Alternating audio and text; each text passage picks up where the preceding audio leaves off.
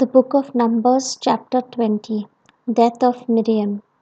The Israelites, the whole community, arrived in the wilderness of Zin in the first month, and the people stayed at Kadesh. It was here that Miriam died, and here that she was buried. Need for water at Kadesh. Since the community had no water, they held an assembly against Moses and Aaron. The people quarreled with Moses, exclaiming, "Would that we had perished when our kindred perished before the Lord. Why have you brought the Lord's assembly into this wilderness for us and our livestock to die here?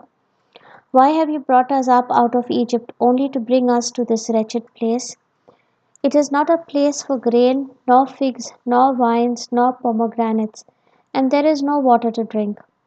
But Moses and Aaron went away from the assembly to the entrance of the tent of meeting, where they fell prostrate. Sin of Moses and Aaron. Then the glory of the Lord appeared to them, and the Lord said to Moses, "Take the staff and assemble the community, you and Aaron your brother, and in their presence command the rock to yield its waters. Thereby you will bring forth water from the rock for them, and supply the community and their livestock with water." So Moses took the staff from its place before the Lord as he was ordered. Then Moses and Aaron gathered the assembly in front of the rock, where he said to them, "Just listen, you rebels. Are we to produce water for you out of this rock?" Then raising his hand, Moses struck the rock twice with his staff, and water came out in abundance, and the community and their livestock drank. But the Lord said to Moses and Aaron, "Because you did not have confidence in me to acknowledge my holiness before the Israelites, therefore you shall not lead this assembly into the land I have given them.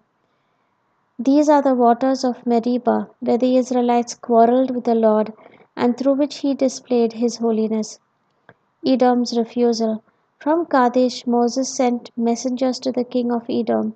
"Thus says your brother Israel, you know of all the hardships that have befallen us, how our ancestors went down to Egypt, and we stayed in Egypt a long time, and the Egyptians treated us and our ancestors harshly. When we cried to the Lord, he heard our cry and sent an angel who led us out of Egypt. Now here we are at Kadesh, a town at the edge of your territory.